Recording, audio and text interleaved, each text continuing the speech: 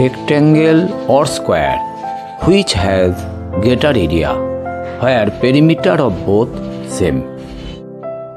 সমান পরিসীমা বিশিষ্ট বর্গক্ষেত্র ও আয়তক্ষেত্রের ক্ষেত্রফলের সম্পর্ক কি?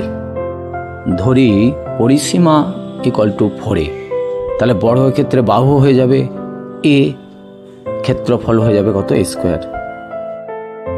এখানে আয়তক্ষেত্রেরও পরিসীমা হচ্ছে 4a।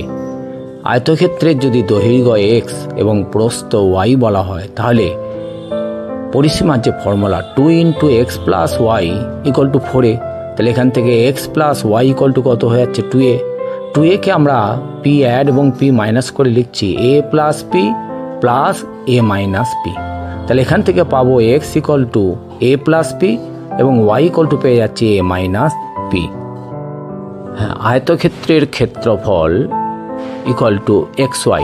x হচ্ছে a + p এবং y হচ্ছে a - p। এটা ফর্মুলাটা অ্যাপ্লাই করলে a² - p², এটা লেস দেন আবার a²। তাহলে এখান থেকে আমরা পেলাম আয়তক্ষেত্রের ক্ষেত্রফল সর্বদা বর্গক্ষেত্রের ক্ষেত্রফল থেকে কম হবে। ধন্যবাদ।